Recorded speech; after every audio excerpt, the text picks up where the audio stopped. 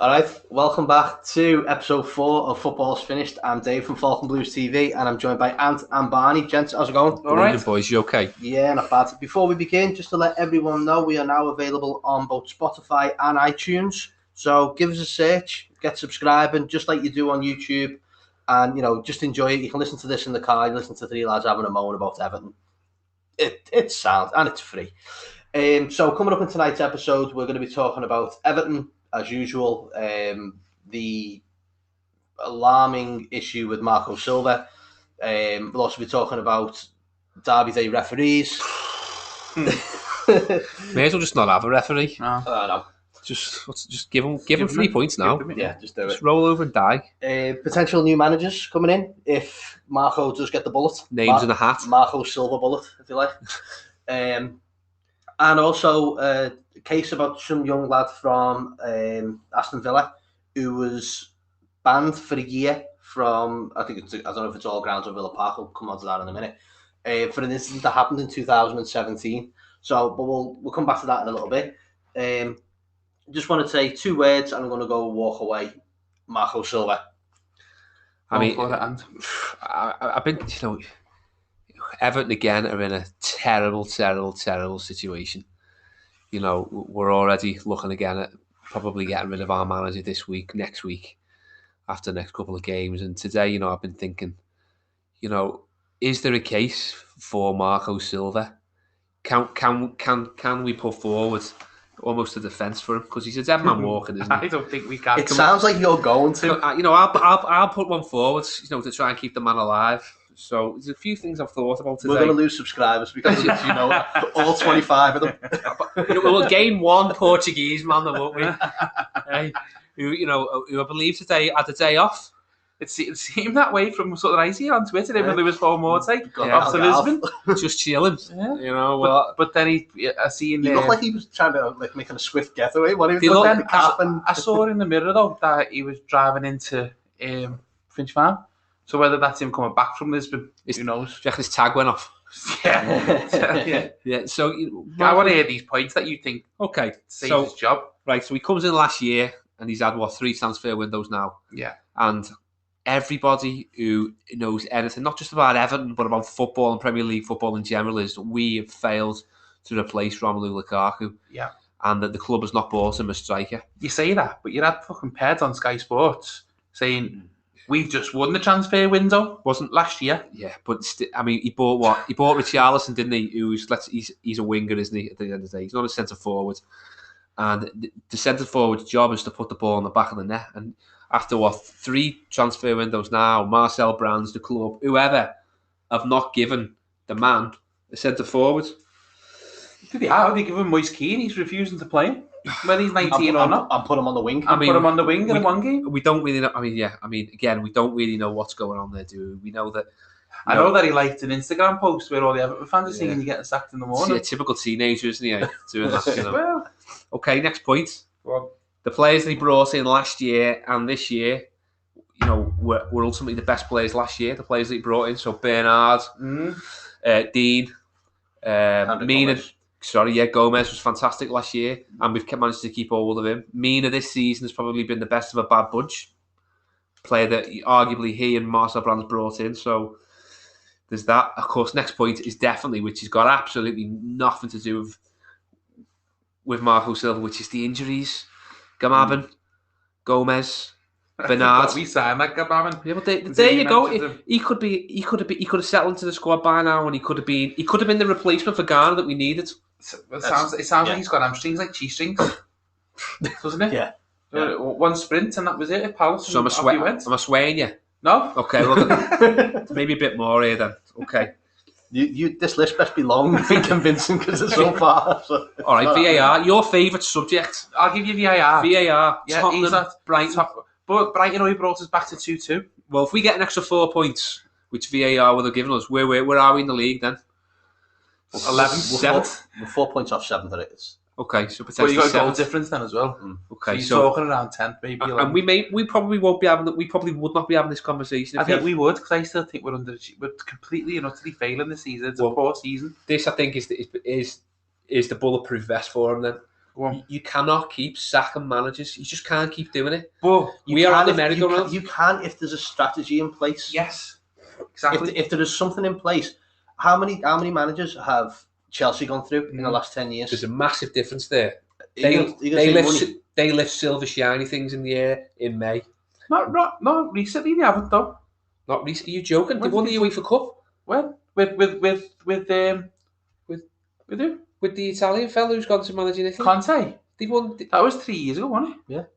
They've just won the UEFA Cup, haven't they, Chelsea? They beat Arsenal in the final. That was like... No, because they played Liverpool in the They played Liverpool in the Super Cup final, and Liverpool beat them. Oh yeah. So that's the massive difference. It won't be scored in the final for Arsenal. I thought you were going to fill me in then, you two. That's the difference between Chelsea and Everton. Chelsea's business model is throw loads of money at it, get managers in, but win stuff. Everton is just throw loads of money at it, and then just keep throwing money at it. That's the massive difference.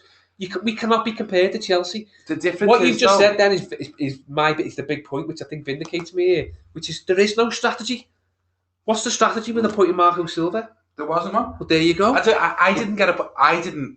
You know what? I weren't his biggest fan, but I've given him every chance in the world. I really have, and he's still failing for me. He really is. I firmly believe that the squad we've got is an excellent squad, and I think that the top six squad. I really do. With a striker, top 4. That's the point, though. I know, with a striker. But right now, this squad's top 6. That squad's got enough in it for top 6, barring the injuries. But I think that squad's good enough for top 6. And either being poorly managed by a poor manager. The easy decision now is to get rid of him. The difficult decision. I'm not saying it's the correct one, mind you. The difficult decision here is to keep hold of Marco Silva. And if there is a project, if there's an idea, a plan which Merseyside surely must have had appointing him. I seen a tweet today saying, "How is he a billionaire making this type of decision?" Well, I mean, he's a paper. He's a paper billionaire. He is. Don't get me wrong. I like to be a paper billionaire, but if you read, is it the Paradise Papers? You say that though, but the Panama Papers. The Panama Papers, yeah. He's Bruce Lee did now. So he's got more than me. Yeah. But at the end of the significantly more than me. You know, you've got to look and you've got to think how we're playing, right? I honestly believe right now that Everton board won't get him out to dry. Won't get him out to dry. We're going to get hammered. I hope we don't get hammered, but I think we're going to get hammered on Sunday. And I hate to admit it, I think Brendan Rodgers is a better manager than him. Of course he is. Of course he's a better manager than him. Continuing to play devil's advocate here. What happens if we win on Sunday and then draw next week? Well, then he's got to stay of execution, hasn't he? It all depends on the next. It's next on the next game, but then that'll build the confidence. Which games previous to this, with the fixtures that we had, should have built. We should have been coming into this December going, now listen, if we only get 3 points or we only get 4 points, look at the first 10 games we've played. Look at the first 11 games we played. You can almost take your foot off the gas a little bit. For me, we should be on 27 to 33 points. I honestly think that with the start of our season, not dwindling on, what are we on, 14? 14 points. He's took 7 points out of the last 36 points available. He's out of 56 games, he's only won 12. But again, what we're looking at as well, because the Premier League is so tight at the moment. Tight or terrible? Both. I think it's... It shows the beauty of the Prem. There's two good teams in the Premier League, or very good teams in the Premier League. Leicester are doing all right. Everyone else is a much of a muchness. When you look at the Premier League now, and the man that we're looking to try and replace him with has only won 1 in 7. How exactly? 1 in 7 he's won? What divine right does he suddenly have to think, yeah, we'll have him? Exactly. But this is the whole thing about Watford. He's going to save Everton. This is the whole thing with Silva and Watford. He had a good what? He had a good August, September, October. Until he played us. Then we tonked him.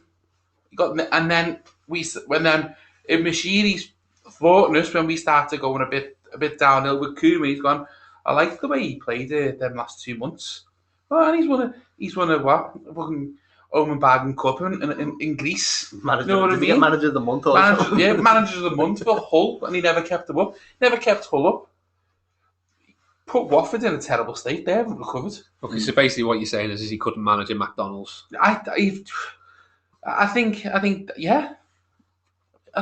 I don't think he can manage his family. I'm after debating a childcare line. See if his kids are all right to do a welfare check. Okay, so if he goes, yeah, who do you want? This is tough. Do you know what? Pochettino, I know people are saying, we've got no chance. What's Everton's motto?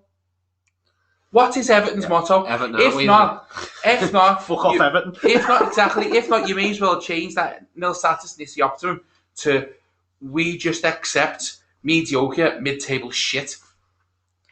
Right? I'm not. Yeah. £400 million we've spent on a squad. 400. Pochettino was only on £7 million a year at Spurs. Offer him 9. Offer him 10. We have got a history of paying with big wages for shit managers. So let's pay a big wage for a manager who I think's young, he's ambitious. You know, he's turned Spurs around. He made Spurs the team that they are now. Do you think Everton's too hard of a job for somebody like that, though? No, I don't. I think that he is the perfect person for a project. He's all right. He's not won nothing. Yeah, I understand that he hasn't won nothing, but he's got a team to a Champions League final. He's had Spurs in the Champions League places for the last 4 years. He's been there. They play cracking football. They've been the model to look at for a long time. They've been. Wait, do you know what? What do we think about it? Remember when Moyes and Redknapp had us and Spurs? We were on par. Both of us on par. They got rid of Redknapp.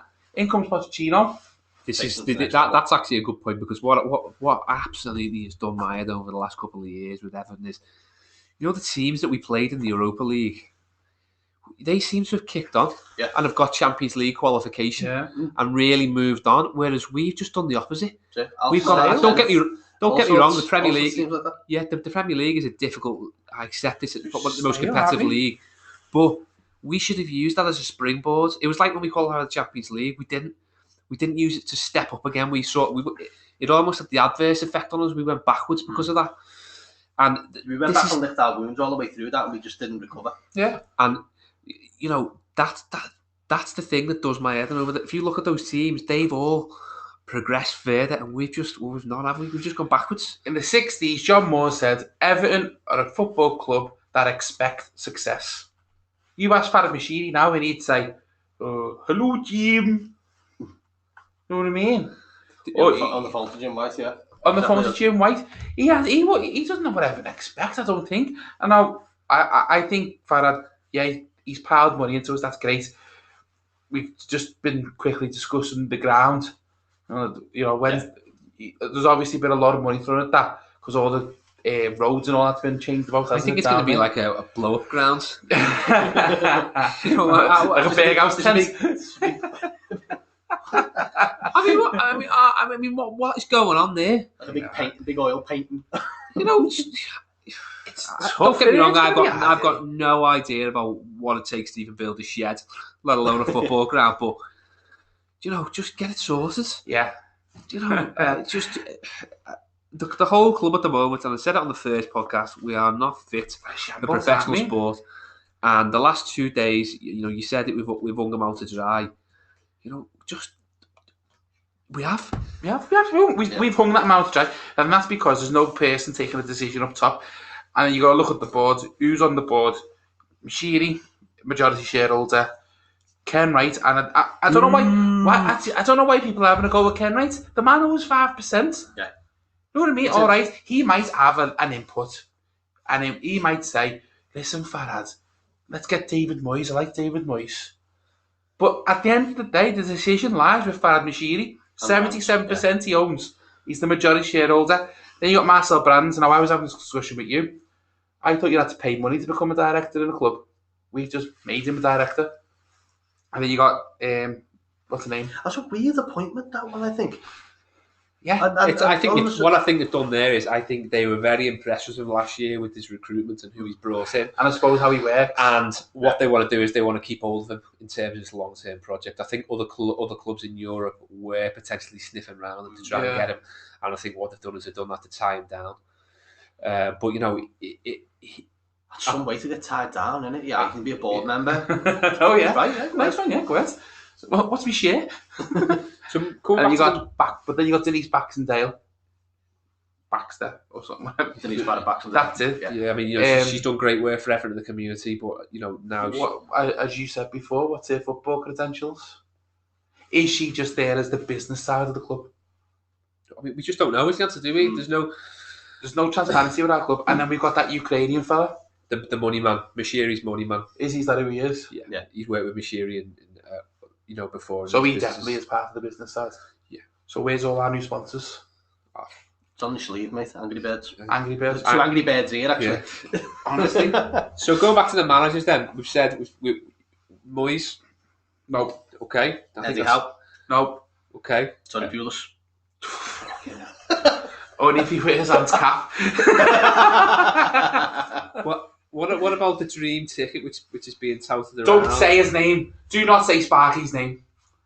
We can't even get. No, he's not. I know where he's got. He's not even getting mentioned on here. You know, just because he played for us previously doesn't mean he's going to get anywhere near my lips. Mikel. Okay.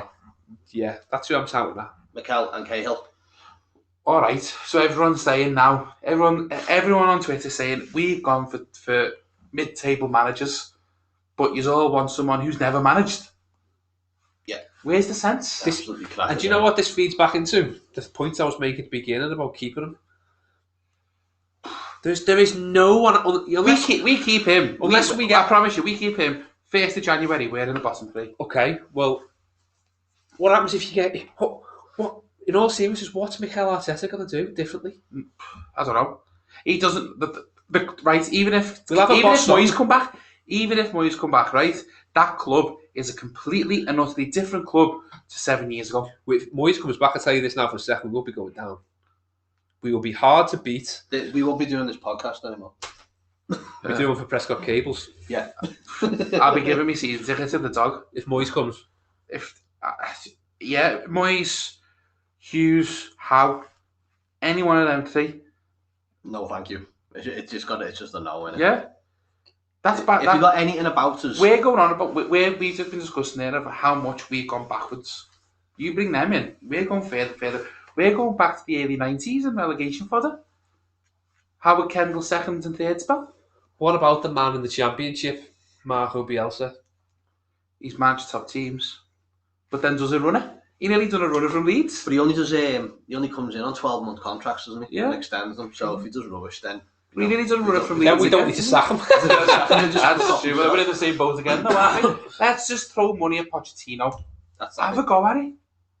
And at least say you've had a go at it. Go public. And then, yeah. Go public and say, Pochettino's turned us down, lads.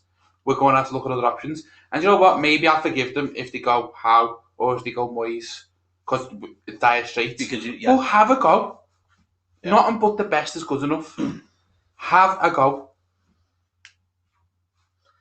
Sounds plenty to discuss. We could be here all night, to be honest with you. So we'll move on because I think otherwise this is going to run. Yeah. So next couple of topics, we've got the young Villa fan who was banned from the ground for an incident in 2017, and you were talking about this a little earlier on. Do you want to just give us a brief outline? And so obviously something went mental on Twitter on Friday. It went viral, didn't it? It went viral, yeah. And it was a Villa fan who's been banned for the rest of the season due to kicking the back of a seat and making gestures towards away supporters at a fixture in 2017. He goes on to say that the police fought his corner, but the surprising thing was the remarks made by, what he says is that the worst thing about it, this is off his Twitter account, is the conversation and meeting was opened with the security employee informing me he doesn't like football and doesn't know why people are so bothered about 11 players and a ball. And that tells you everything you need to know about what football fans are dealing with. So that's what was put on. It's a freaking weird one, isn't it? I mean, there's obviously two sides to it, isn't it? There's obviously what the lads has apparently done and what the steward has seen and come to that decision. But you were saying something earlier, Ant, about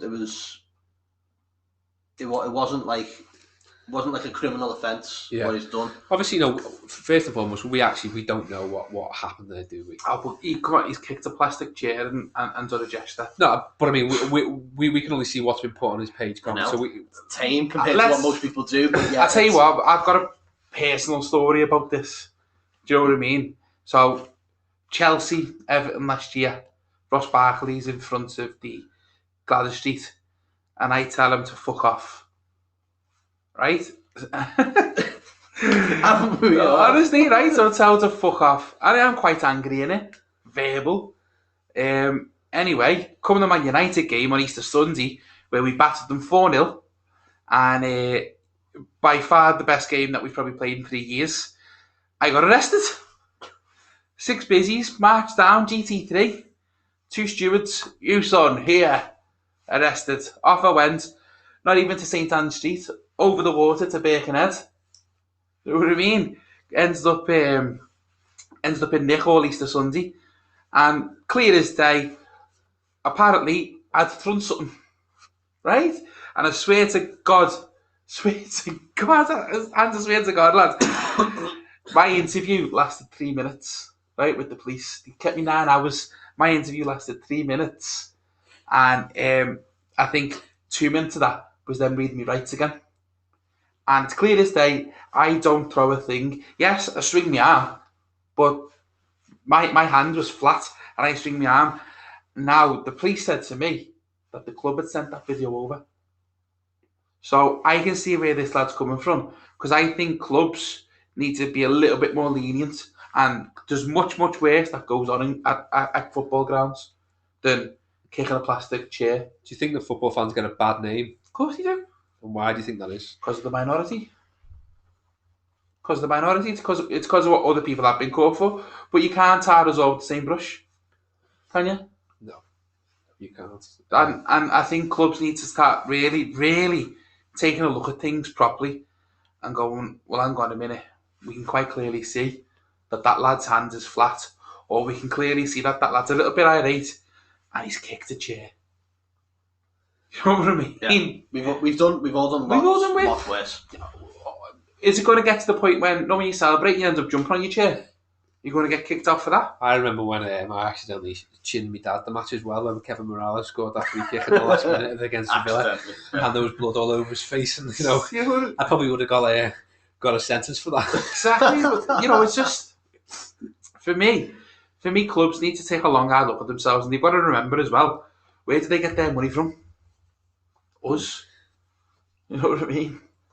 Yeah, I think there's definitely got to be some sort of proper scrutiny, but it's not just with the club. Like you said, the club has sent that, but then you've not really been able to defend yourself and give This is the thing as well. So I went to a meeting with Everton because Everton actually banned me for the rest of the season from them, so I couldn't attend any games and like that to give all my Spurs ticket and Everton away. But when I was there, they held up the ban. They held up the ban until the end of the season, yeah. So I spoke to them at my meeting through the summer, and I said, "Well, to be honest with you, I think you need to change." In fact, I think I showed you the letter, didn't I? You did, yeah. I think you need to change your ways in how you're dealing with this, because it's quite clear I don't throw nothing, and yet I was still reprimanded for a whole day in a police cell on Easter Sunday, and then the police, being the police, released me at 9:30, 10:15 on Easter Sunday when there's no trains and no buses. Do you know what I mean? So that just ruined my whole Easter. But it's quite clear, and they've got a brilliant CCTV system in. It's superlative, that system. My hand is flat, and I just go, fuck off. You just swing your hand, fuck off, will you? You fat cunt, or whatever else I called them. But it's clear as day. That didn't need to go. I said, what you could have done there, he said, I said, there's nothing left my hand. You could have brought me in and asked me to explain myself. Yeah. Explain your actions. Thing, and then go from there. It didn't need to go that far. Top of that story it was the lad a few rows behind me had thrown a coin. Literally like 15 seconds after I'd moved my arm. But that, you know what I mean? It's clear that I don't throw nothing. So I think clubs need to take, and it just epitomises how much football has finished. I remember my dad said he hit the Swansea Swan with a pie once. Imagine he's done that now. Right. I just imagine The Swan walking in front of the old Swansea ground. What was the old Swansea ground called? You couldn't do that with the toffee yellow, could you? No, yeah, last throw the sweets back at her. But you know, that just epitomises how much football's finished for the fans. Yeah. Sounds okay. So, lastly, next week is the Merseyside Derby. I mean, I know we got Leicester to contend with on Sunday. I think Leicester's not even worth speaking about because it's Silva's still the another. Both games have suddenly become nothing games to the board for some reason. Because I think if you're gonna give Silva these 2 games when we're on a hiding to nothing, then that to me is a disgrace. I know someone mentioned it on Twitter earlier. It was actually Hans Tors said, if you're gonna just completely write off the derby, then that's just an absolute disgrace. That is the one game you should not be writing off. I just don't think they understand. The board don't just have got no concept at all about what it is. You know, it's because I don't think. Well, I know for a fact neither of those Ken Wright and Mashiri don't live around here. They don't know what it's like in the morning, getting up and going to work. Exactly, yeah, they're horrible. They are horrible. Exactly. You know, I mean, what they should have to do is not only after making them watch Howard's Way. Yeah. What they should do is they should come to work with me and sit opposite them, and when they're smiling and taking the mick out of you, you know, it's all well and good them living down in London where it appears the operations run from. Yeah. Come and be in this city the day after we've been beaten by them, or the day after they've won a trophy when we're all hiding in our house. Not taking that game seriously just shows how far the disconnect is between the upper echelons of our football club and the fans. Yeah. Couple that with what the news that broke earlier on, in that we've got Martin Atkinson and Mike Dean. By the way, as referee and VAR assistant. I'm pretty sure Mike Dean's lads have got season tickets at Anfield. Yeah, that's right. I'm almost certain I've read. Which is a bit naughty. I'm also certain I've definitely read that somewhere, that he's got 2 of his sons both Liverpool fans. I mean, we are doomed. I mean, there's absolutely nothing down for it. I'd just rather just give them 6 points, as I say, at the beginning of the 4, season. because they always seem to draw at our house. I'd just rather just not go through it. They can have the 6, but it's an absolute farce. You know, there's no good Premier League referees anyway. Let's be honest. Doesn't matter who will happen. It's bad to give Crocky a go. So anyone from Crocky or anyone that's ever played footy at Windy Harbour know who Crocky the ref is. So, thoughts for the weekend and beyond? Bleach. There's not enough bleach in the world that could get you through the next couple of days. We get hammered. We get hammered on Leicester, and because it's probably closer than train fare from Leicester to London, he gets sacked Monday. I think he'll have the derby. I think he's got the next 2 games. After that is anyone's guess.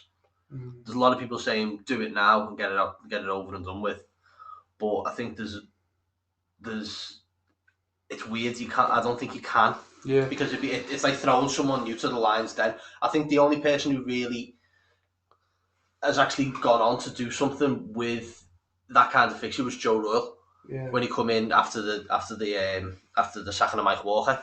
Yeah. And then, you know, the derby win, and then pushed on from there. But I just don't see anything in this Everton side either Roy. I don't even think Joe Royle could get a tune out of this team. No, I don't. With the kind of fight and determination that it's got. No, I don't. I can't see anything coming at the next 2. No, I said this to you last week when we done our pointless predictions. Why did you bring that up for? Jamie Vardy is going to run riot. I deleted that last podcast, by the way. Jamie Vardy is going to run absolute riot. Yeah. And then their front 3 on next week are going to just, are going to be... you'd be licking your lips wanting to play Everton at the moment, wouldn't you? Yeah. If there was a team you can play in the league, who is it? It's us. That corner that we need to turn is a long, long way away, and the club are making it even further. Yeah. All right, so it just sounds like the next few days and the next weeks are just going to be pure and utter hell. But we'll come back to that next week. We're trying to do a recording after the game. Yeah. After the derby, so we see how we get on then. I'll be too pissed. Well, I'm not gonna do it immediately after. But Oh, do it yeah, do it on the Thursday then. Yeah, so you can have a good old piss and moan over that one. We'll be in hiding for a couple of days, won't we? Yeah, Phones off. Phones off. Yeah. Don't know So, what's as Graham Sharp said on our tweet, it's phones off, doors locked, see you Monday. Radio, exactly. radio silence. That's it. All right, so thank you very much for listening to Football's Finished, episode 4. Please subscribe to us on Falcon Blues TV, on YouTube, on Twitter. Don't forget to follow us on Spotify and on iTunes as well. Till then, up the fucking toffees. We'll catch you in a bit. Silva out. Football's finished. Sounds.